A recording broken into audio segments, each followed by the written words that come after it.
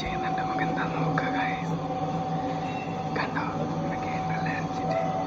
എന്താ ഉണ്ടാക്കുന്നുണ്ട്. സഫു ഹായ്, എന്താ ഉണ്ടാക്കണേ? സലാഡോ? സലാഡ് ഉണ്ടാക്കാൻ അറിയോ? സലാഡൊക്കെ ഉണ്ടാക്കോ? സലാഡ് പറഞ്ഞെങ്കിൽ നമ്മളെ കച്ചമ്പർ അല്ലേ? ഇത് എന്നാല് ആ കച്ചമ്പർ ഉണ്ടാക്കുന്നത് എങ്ങനെയാന്ന് ഒരു ഇൻഗ്രീഡിയൻസ് ഒന്ന് പറഞ്ഞുതരാൻ പറ്റുമോ? തൈരില്ലാത്ത സാമ്പാറോ? സാലഡ്.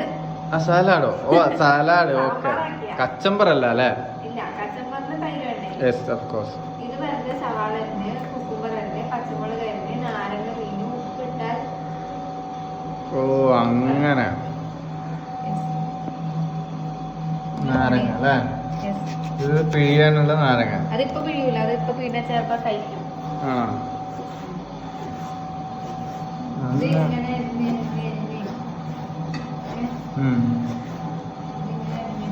ഇവിടെ ഒരുമിച്ച് പിടിക്കാം. അങ്ങനെയാണ് ഉള്ളി അരിയല്ലേ? ഇല്ല, ഇത് ഞാൻ ചെറുതാക്കിട്ടല്ലേ.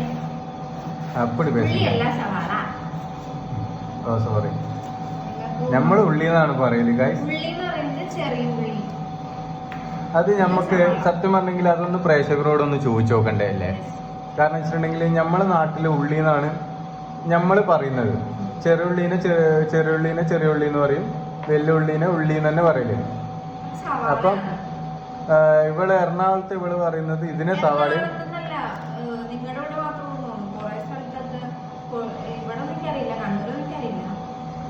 പക്ഷെ ഗൈസ് നിങ്ങളുടെ ജില്ലയിൽ എന്താണ് ഇതിനെ പറയുന്നതെന്ന് വെച്ചാൽ നിങ്ങൾ എന്തായാലും കമന്റ് ഇടുക ഗൈസ്, നമുക്കത് അറിയേണ്ടതുണ്ട്. നിങ്ങളെ ജില്ലയും കൂടെ മെൻഷൻ ചെയ്യണം. ഒരു ഞാൻ പറയട്ടെ, സബോളയോ? സബോള.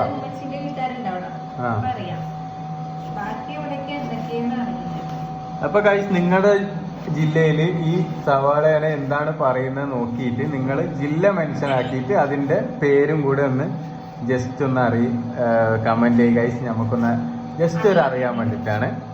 കൂടുതലും സവാള ആയിരിക്കുന്ന. ഓക്കെ, സവാള എന്ന് പറഞ്ഞിട്ടുണ്ടെങ്കിൽ ഇംഗ്ലീഷ് വേർഡ് അല്ല മലയാളം?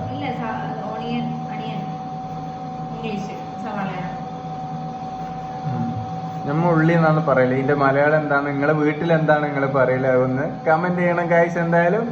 അപ്പൊ നമ്മുടെ സഫ ഇത് എന്താ പറയാ, എന്തെന്ന് പറയല്, സാലാഡ് ഉണ്ടാക്കുന്ന ഒരു വീഡിയോ ആണ് ഇന്ന് നമ്മൾ കണ്ടോണ്ടിരിക്കുന്നത്. ആണോ?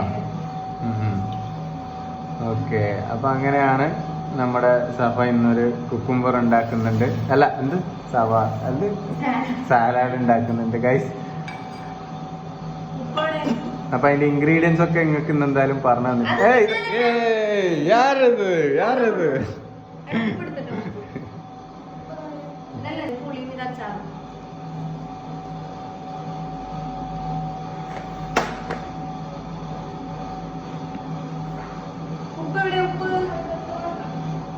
ഇനി ഇത് ഉപ്പിട്ട് കുഴച്ച ആയോ?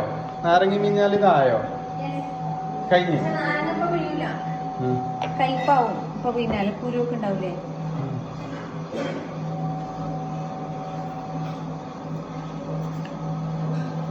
ഇങ്ങനെ നല്ലോണം കുഴക്കാം. ഇപ്പൊ വേറെ ഉപ്പ് എത്ര മതിയാ? ഇല്ല, നോക്കണം ഉപ്പ്.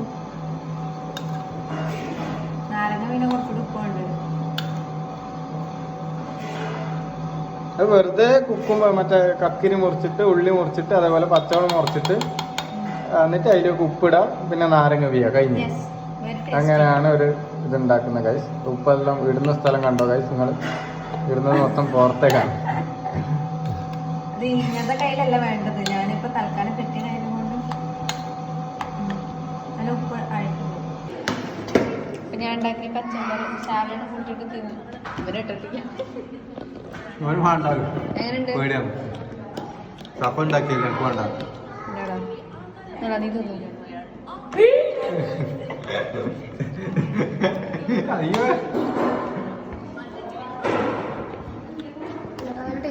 നല്ല ടേസ്റ്റ് ഇല്ലേ?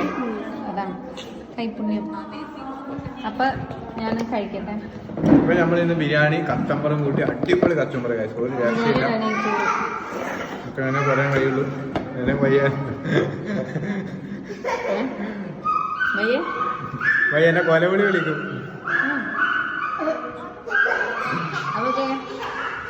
കാര്യം പറഞ്ഞു.